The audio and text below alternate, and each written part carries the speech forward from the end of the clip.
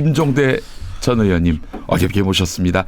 의원님 어서 오십시오. 네, 안녕하세요. 반갑습니다. 예. 오랜만이에요. 우선 이것부터 여쭤보겠습니다. 12.3 예. 비상계엄 그 시간에 예. 어디 계셨고 이 소식 어떻게 처음 접하셨습니까? 아니 집에서 잘라고 주무시려고 아이고 살 잠이 오는데 예. 아들내미가 방문을 확 열고 들어오더니 아빠 비상기업 선포됐어. 그래서 제가 요즘 뭘 잘못 먹었나? 어디서 그냥 자다 봉창 뜯는 소리요. 그래가지고 빨리 나와보래. 그래가지고 나와가지고 TV를 보니까 다마가 나오대.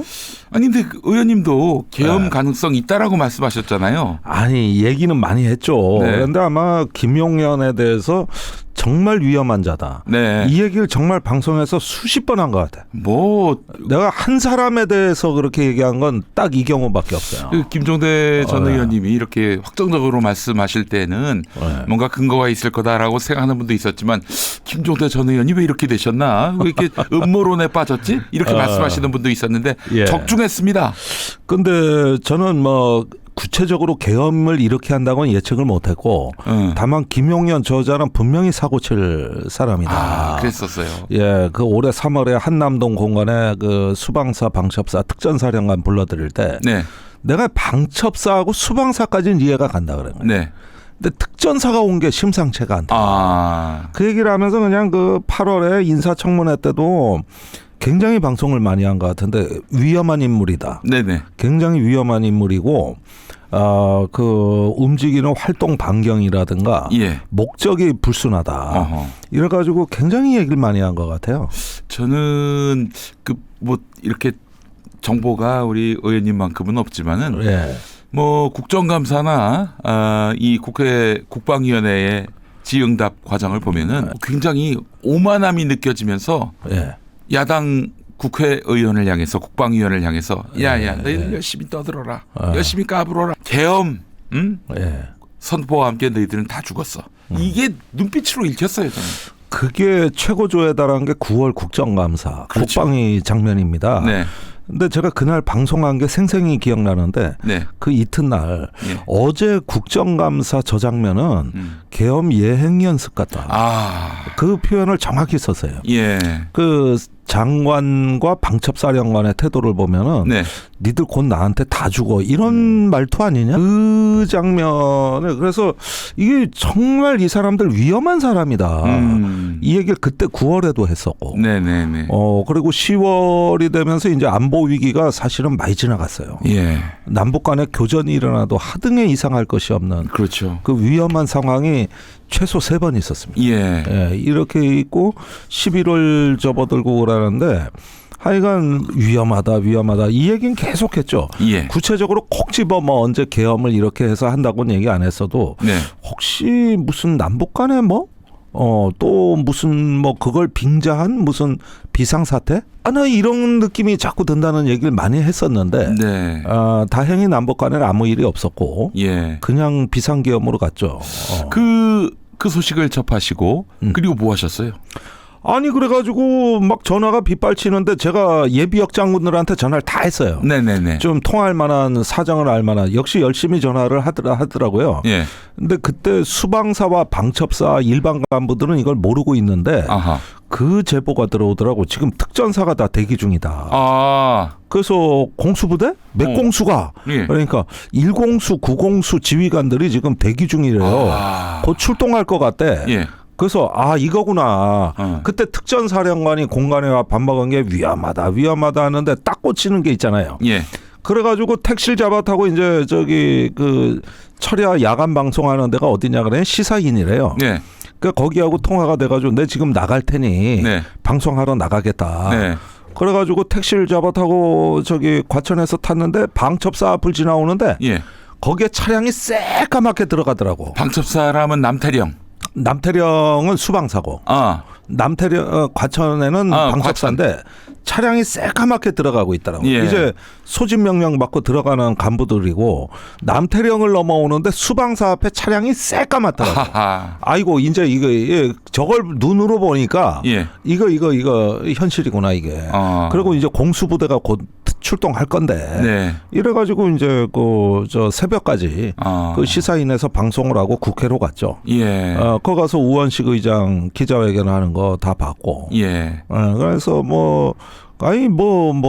하루 그 이튿날까지 꼬박 셌으니까 대단했죠 그날. 근데 이제 사실은 그날 뭐 아무 일도 없어서 참으로 다행스러운 일이었지만은 그래서 정말 윤석열이가 겁만 주려고 한 것이었나? 겁만 주려고 해도 이거는 아주 심각한 내란인데 그때 지금 드러나고 있는 실상들을 보면은 정말 어마어마한 친위 쿠데타였음이 확인되고 있는 거 아니겠습니까?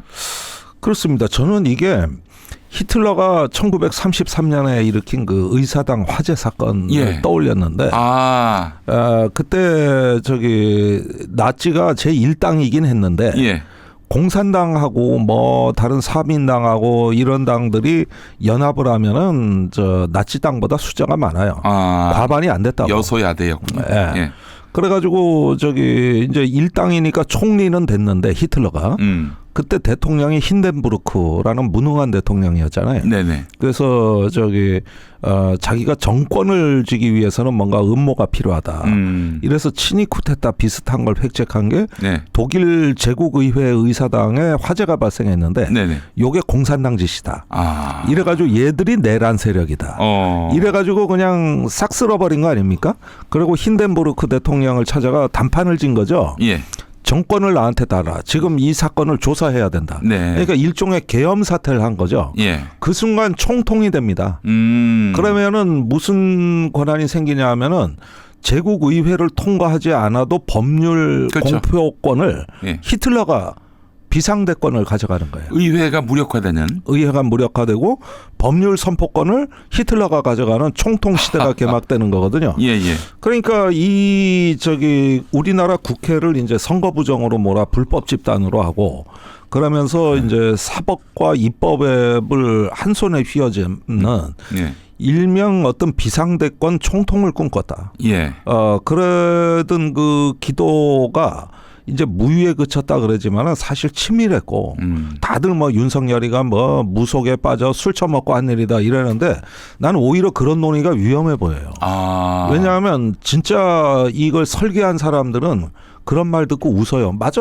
윤석열이가 그냥 미친 거야. 고마워. 그렇게 봐줘서 고마워. 그리고 술 먹고 그런 거야. 이렇게 얘기를 해버리면은 이건 우리가 얘기를 많이 하고 있는데 이거 위험한 접근법입니다. 그렇지가 않아요. 이건 권력 설계도가 있어요. 그 의원님 보시기에도 아주 치밀한 계획 아래 이루어진 작전이다. 그렇죠. 예를 들면은 지금 두 가지가 안 나오고 있는데 계엄 이후에 권력 설계도가 무엇이었냐. 그러니까 예를 계엄 들면 성공한 이후에 그렇죠. 예를 들어 12.12가 끝나고 국보위가 만들어지고 그 국보위를 신속하게 구성한 데 이어서 국가보위 입법회의라는 걸 만들어서 국회를 대체하지 않습니까?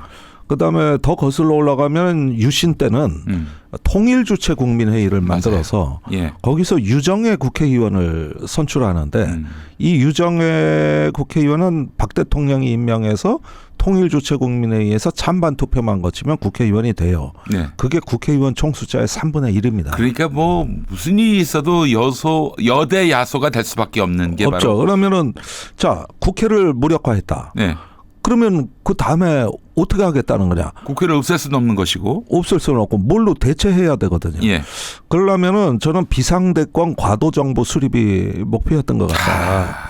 근데 이 권력 설계도를 꾸민 컨트롤 타워가 용산에 있다. 근데 이게 지금 전혀 드러나질 않고 있다. 이게 첫 번째 안 드러나는 거고 두 번째는 군인은 절대 작전 계획 없이 안 움직인다. 맞아요. 그러면은 제가 그때 이제 요 비상계엄 있고 나서 그 다음 주에 폭로한 게 그때 당시에 1공수, 9공수가 국회에 오고 있었고 또 수방사 경비단 그다음에 707 특수임무부대가 국회에 진입한 걸로 돼 있는데 이게 다가 아니다. 그때 전북 익산의 7공수 충북 증평의 13공수도 대기 중이었다. 예. 얘들이 원래 4일날 들어오기로 돼 있었다. 다 들어온다 이제. 예. 그리고 요즘 밝혀지지만 제2기갑여단도 예. 들어오는 걸로 돼 있지 않습니까? 예. 이게 어느 축차적으로 순서가 있을 거라고. 예. 그 군사 용어로 전투 서열이라는 게 있어요. 그러니까 이게 이제 어느 정도 그 전력을 다 배치하는 차후 계획 없이 저지르기만 했다? 딱 그거 안 믿는다. 그러니까 작전 계획이 안 나왔다. 그래서 작전 계획. 예, 여기 안 나왔다. 그래서 첫째 권력 설계도, 네. 두 번째 작전 계획, 이 두 가지가 지금 전혀 안 밝혀지고 있는. 이게 반드시 밝혀져야 될 것이고요. 아니 그게 없이 쿠데타라는 게 말이 되냐 이거예요. 이게 보니까 윤석열이가 총선 직전에 조만간 계엄을 발동할 것이다 이런 발언을 했다는 보도가 오늘 한겨레에서 나왔습니다. 네. 그때 막 뭐 식칼 발언도 나왔었고 그렇죠. 대파 논란도 있었고 그리고 런종섭 얘기도 나왔었고 네. 그래서 윤석열이가 그 국면에서 총선을 파토내려고 그렇게 총선 전 계엄을 언급했는데 뭐 그때 신원식하고 네. 조태용 그 국방부 장관과 국정원장이 반대를 했다고 하는데 근데 윤석열의 의지가 너무나 확고했었다고 하고요. 예. 근데 그 3, 4월은 굉장히 중요한 시기입니다. 네. 저는 그게 쿠데타의 인프라 구축이 완결된 시점이다. 아, 그때 이미? 예. 그 3, 4월이 이제 특전사, 방첩사 그다음에 수방사령관이 김용현한테 찾아가던 때입니다. 예. 여러 차례 찾아갔고요. 또 그때는 한 가지, 이제 그 경호처장이었을 때. 예. 예. 또 한 가지가 경찰 시스템이 바뀐 때입니다. 그렇죠. 그때 이걸 제가 방송에서 그때 얘기를 많이 했는데 수도 없이 하셨어요? 예, 그 경찰 직무 응원법이란 게 있습니다. 예. 경찰이 한 관할 구역에서 치안이 수습이 안 될 때 예. 다른 관할 구역의 그 경력을 지원받는 겁니다. 네. 이걸 법으로 만들었거든요. 네. 근데 이 시스템을 바꿔서 예. 지방경찰청의 기동 타격대를 서울로 출동시키는데 지방청장이 지휘권이 없고 예. 그 기동 타격대는 서울경찰청장에 배속이 된다. 오. 그래서 그 용산과 여의도에 배치가 되는 계획인데 예. 이 시스템 개편이 3, 4월에 끝났다. 그건 서울청장 주관으로 했는데 네. 이게 매우 심상치 않은 신호다 이게. 이걸 제가 한 4, 5월에 계속 떠든 게 경찰 움직임이 수상하다. 요 얘기를 한 적이 있어요. 그래서 군, 경 이런 데 시스템이 새로 다 바뀌는 때예요. 네. 그래서 경호처장이 이것도 컨트롤 했거든요. 그러니까 술 마시고 홧김에 윤석열이가 계엄령을 발동했다. 이렇게 보면 아주 굉장히 잘못된 접근이고 이건 이미 오래 전부터 네. 엎어버릴 그런 그렇죠. 우리 현적 시스템을 엎어버릴 그런 구상이 윤석열 머릿속에 있었다. 그렇죠. 예. 제왕적 대통령이 됐는데도 그 권력으로 부족하다는 거죠. 더 많은 권력을 원한다는 거죠. 예. 이게 권력 중독이 돼 있는 상황에서 그걸 합법적으로 할 수 있는 방법이 없으면 엎어야 된다. 네. 그러려면은 군경을 다 바꿔야 되는데 예. 그 전에 군인사가 완전히 전원물갈이라고 해도 과언이 아닐 정도로 싹 바뀌었고 아하. 국정원은 집권초에 싹 내보냈고 네. 그다음에 경찰 편제 개편이 올해 3월에 이루어졌고 이게 다 일련의 신호들이다. 이 얘기를 한 거죠. 야, 그럼 굉장히 머리가 좋아야 했겠어요. 이 구상을 한 사람, 설계도를 그린 사람. 그러니까 이 부분이 이제 그 섬세해 보이는 게 네. 올해 이제 12월 3 내란 사태 때도 사실은 그냥 한 게 아니라 예. 다 법적 검토를 거쳤다는 거예요. 법적 검토까지. 예, 그러니까 원래 계획은 윤석열은 계엄 담화만 하고 예. 나머지는 김용현이가 알아서 하는 걸로 이렇게 시나리오를 짰는데 예. 그 이유는 병력 출동만 윤석열이 직접 관여 안 하면 예. 내란죄는 충분히 다퉈볼 만하다. 아하. 나중에 잘못돼도. 이래가지고 선포만 했으니까. 예, 이게 저기 11월 30날이 토요일인데 아하. 그때쯤 올라간 보고서가 돼요. 아이고. 예, 그리고 나니까 윤석열이 이 보고서를 보고 마지막으로 결심했다는 거거든요. 그런데 실상은 어떻게 됐냐면은 병력 출동이 차질을 빚으면서 예. 절대 해서는 안 되는 실수를 했지. 그 전화를 해가지고 야 들어가라. 들어가라. 4명이 하나씩 끌어내라 국회의원. 그리고 문을 뽀개고 들어가라. 이런 그리고 지시를. 다 끄집어내라. 예. 근데 이거는 원래 대통령은 절대 해서는 안 되는 거예요. 이건 국방부 장관이 했었어야 되는데 네. 이제 급하니까 이제 뭐가 차질을 빚는다 이러니까 직접 전화기를 잡아버린 건데 여기서 내란 수괴의 흔적을 무수히 남겨버렸죠. 그래서 원래 계획에 차질을 빚은 게 이 대목이라고. 그 다음에 이제 홍 장관 1차장 전화한 거. 이런 게 원래 시나리오에 없는 거였는데 급하니까 이런 어떤 계엄이나 이 군사력을 운영한다는 게 섬세해야 되는데 이런 걸 잘 모르거든. 그러니까 마구마구 금지선을 넘어버렸죠. 뭐 우리 의원님 보시기에는 헌법재판소 가면은 뭐 얄짤없이 이게 그렇죠. 내란이 증거가 인정이 너무 되고 파면으로 간다. 너무 증거가 많아서 그건 뭐 사실관계 다툴 여지는 별로 없다. 그런데 이제 이렇게 되니까 그 12일 날 담화에서 그 병력은 질서 유지용이었다 이렇게 말을 바꾼 거예요. 그 나름대로 이제 어떻게 피해 보려고 일단 한 라인을 후퇴한 거죠. 그런데 이제 이유를 그렇게 설명하는데 그건 뭐 증거가 많아서 그것도 그냥 무의미한 주장이죠. 그때 양구군청에 보낸 거 군대를 이게 그 북한을 상대로 해서 그 군사 작전을 벌이고 그렇게 해서 북이 반격을 하면은 곧바로 제2의 계엄령 선포의 명분으로 삼으려고 했다 이런 썰이 있는데 어떻게 보십니까? 그거는 조금 확인해 볼 여지가 있습니다. 그런데 일단은 계엄 포고령이 나오기 전에 들어갔거든요. 그렇죠. 이게 굉장히 중요한 거예요. 그러면은 일단은 한 가지 추론할 수 있는 게 이게 계엄사가 구성이 되면은 지역 단위 지역 계엄사가 구성이 됩니다.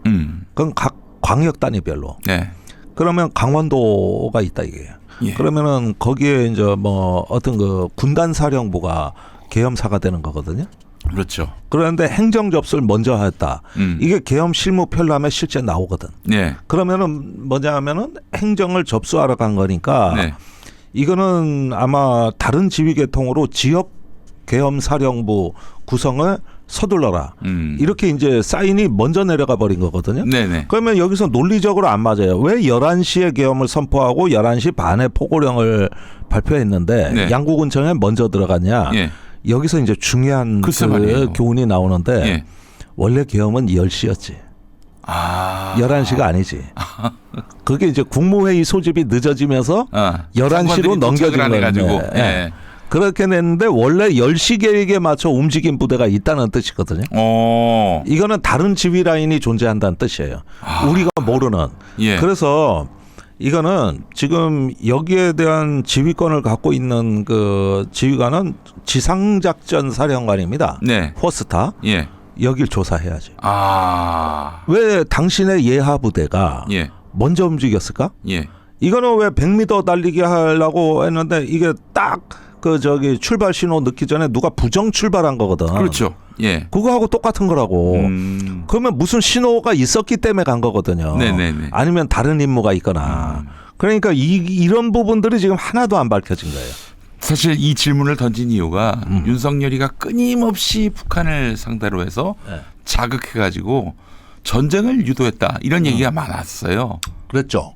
실제 그랬죠. 대표적으로 한 3번 전쟁 위기가 있었습니다. 그러니까 10월 9일 날 평양 상공에 일부러 보라는 듯이 무인기가 가가지고 휘젓고 다닌 거. 그것도 한 번도 아니고 3번씩이나. 이거는 명확히 도발입니다.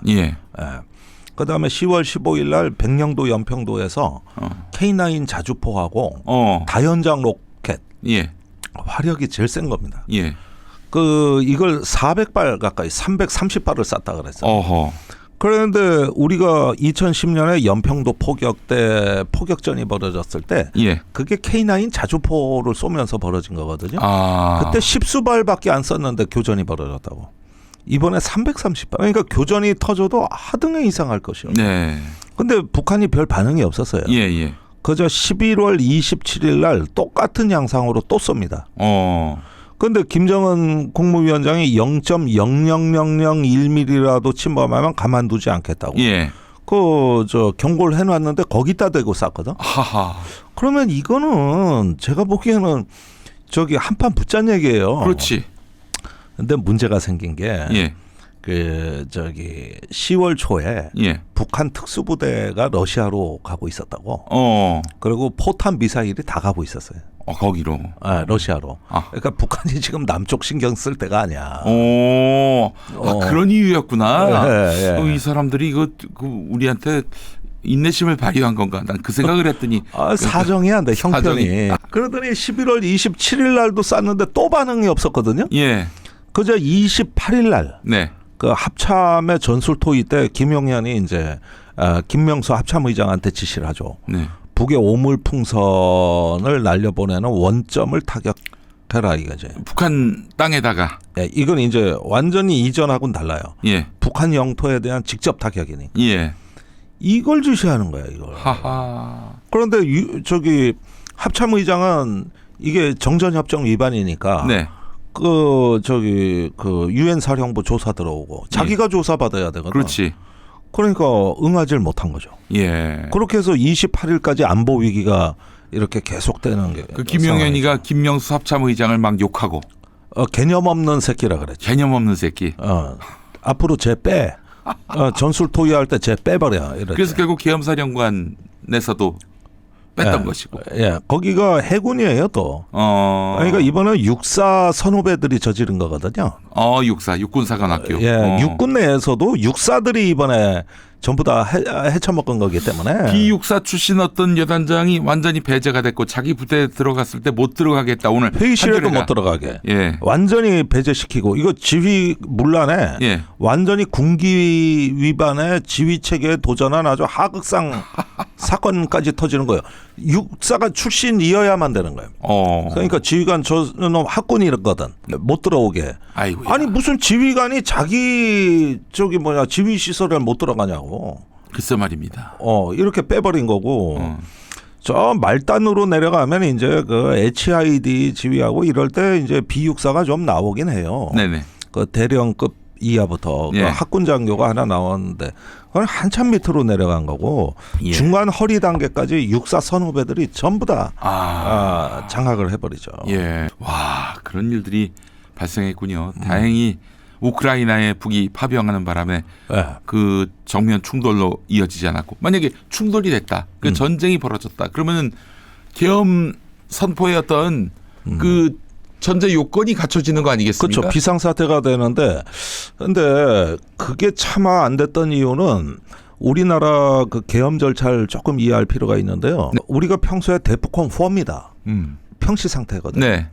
근데 남북한 긴장이 위험한 수준으로 고조되면 대포권 3로 올라갑니다. 네. 이때 전시작전권이 한미연합사로 전환됩니다. 네. 이제 한국군은 작전 통제권이 없어요. 그렇죠.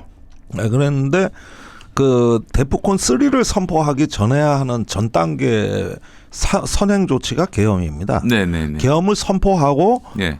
대포권을 격상하는 거거든요. 예. 그런데 이렇게 기본권 제한을 해놓고 대포권 3를 선포해 놔야 대포권 2가 됐을 때 국민 동원령이 선포됩니다. 그러면 국가의 시설, 인력, 물자, 뭐 예비군, 민방위 다 동원이에요. 이게 대포권 2 단계에서 가능하고 그 전에도 할 수 있거든요. 근데 이건 다 대포권이 격상되는 거는 미군 소관이거든요.